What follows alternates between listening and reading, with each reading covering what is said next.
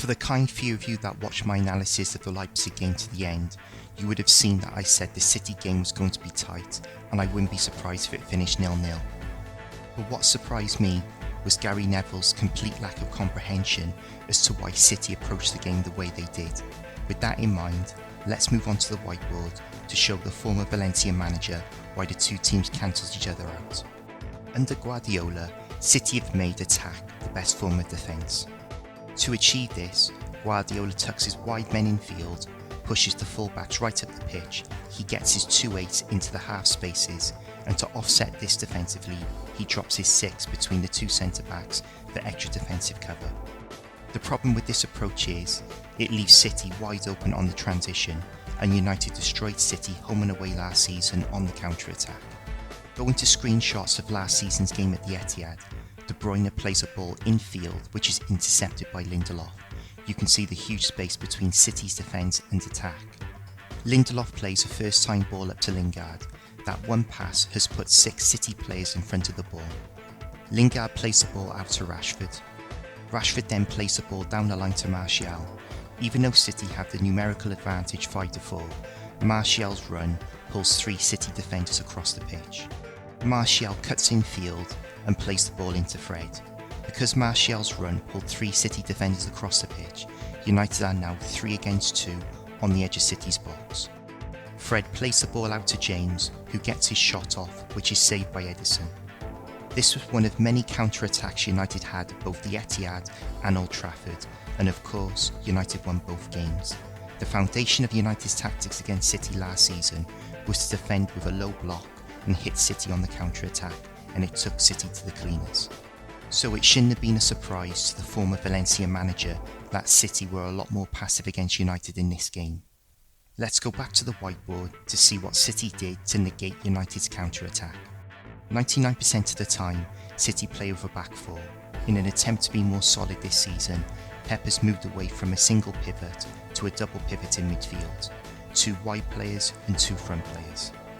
City are known for their high aggressive press to get the ball back as soon as possible, but against United, the front 2 of Jesus and De Bruyne didn't press United centre-backs to avoid giving United the type of space in midfield they used to counter-attack City last season. Instead, De Bruyne and Jesus' job was to screen McTominay and Fred to stop that entry point into midfield from United centre-backs.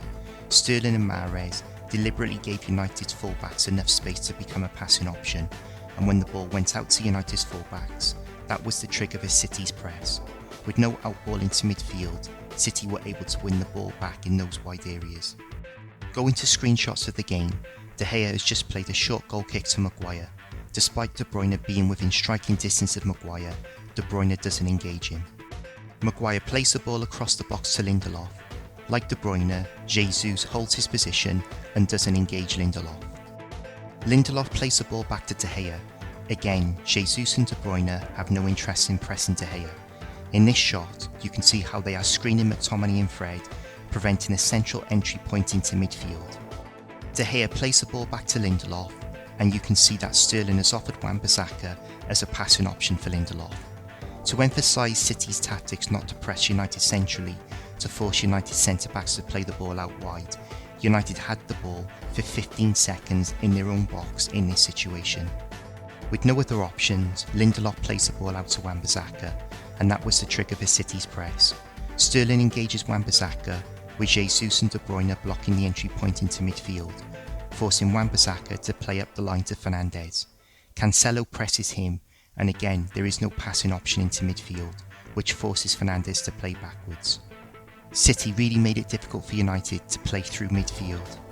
Moving on to how United's defensive formation stifled City. Rashford and Fernandes were in advance of Pogba and Greenwood, screening Rodri and Fernandinho. Pogba and Greenwood were behind and wider of Fernandes and Rashford to cover the ball going out to Cancelo and Walker. Like City, when the ball went out wide to City's fullbacks, Greenwood and Pogba would press the ball aggressively, forcing City to play backwards. Looking at screenshots of the game, you can see Rashford and Fernandes screening City's entry point into midfield. Rashford doesn't engage Stones, forcing City to play the ball out wide to Cancelo. This triggers Greenwood's press, and you can see how much pressure he has put on Cancelo, forcing him to play the ball back to City centre-backs. The ball goes out wide to the other side to Walker, and this time Pogba presses him, forcing him to play back. Despite both teams setting up with the same defensive formation, I felt City played through United's defensive formation better than United played through theirs. The Devils' verdict is, the tactics of both managers were identical, making for an appalling game of football and a very boring analysis. Ollie did what he had to do, and we were all hoping that Pep would have been more aggressive in his approach, which would have given United's front three the space to impact the game more. I hope the analysis was slightly more entertaining than the game. If not, at least it didn't last 90 minutes. Thank you for watching, and please like, subscribe and share, and I'll see you in the next video.